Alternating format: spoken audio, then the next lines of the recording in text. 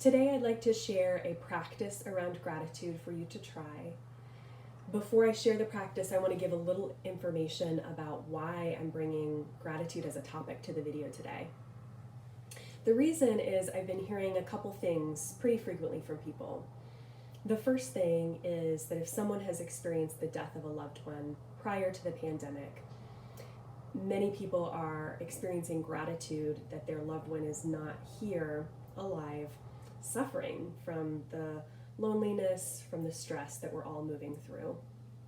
But that feeling grateful for the loved one not being here is something that they maybe feel mixed about.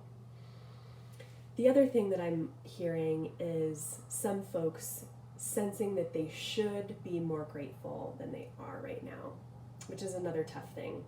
So for instance, someone who has their physical health might have this belief that, well, since there are people who are worse off, I should be feeling really grateful, even if they're not feeling very grateful.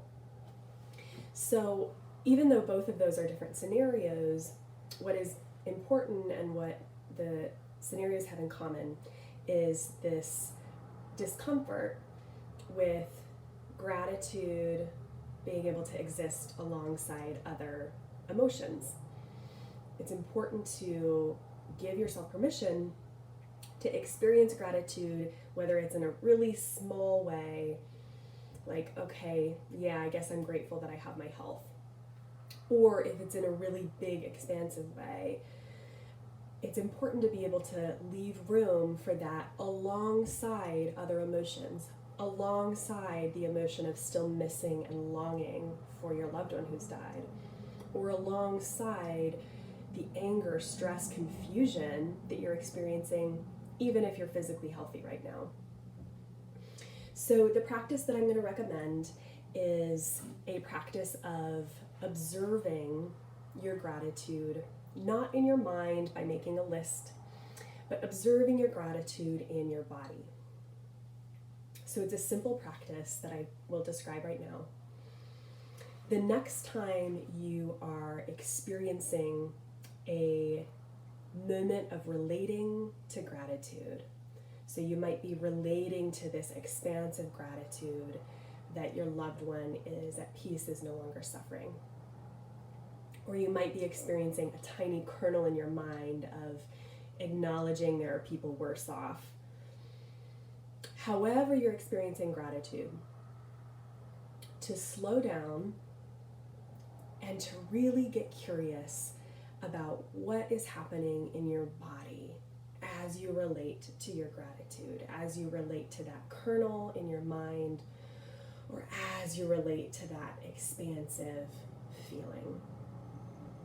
So there are 3 questions to guide you through this observation of your gratitude. I'll write them in the comments and I'll also state them here. The first question: is there a certain part of my body that's most impacted by my gratitude? Do a little scan. Perhaps it's your center, your core. Perhaps it's just a sensation on the back of your neck. Is there a certain part of me that's impacted by my gratitude? The second question: how am I experiencing that sensation? Perhaps it has a temperature, perhaps it has movement, perhaps there is an image that you have with that sensation. And as you're noticing how you experience the sensation, you can become a little more aware of if there's something mixed with it. Perhaps it's a mixture of the sensation of gratitude and also something else. The third question: can I stay with this and allow it to be what it is? The beauty of this third question is you do not have to say yes. Perhaps this feels too uncomfortable. Perhaps it feels like something that you don't really want to allow to be what it is. That's okay. The importance of the question is in the asking of it. So asking yourself, okay, I'm experiencing this kernel, I'm experiencing this expansion of gratitude, whatever it is. I've gotten curious about how I'm experiencing it. Can I stay with it? Yes or no? And just noticing.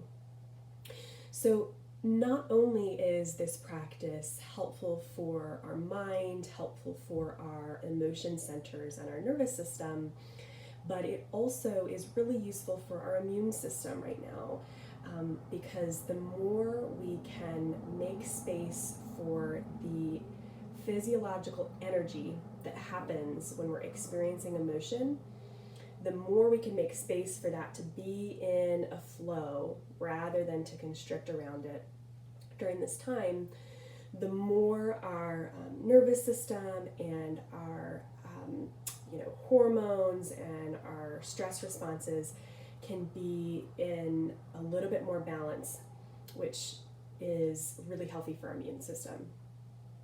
So try the practice, see how you experience it, and I'll look forward to hearing from you.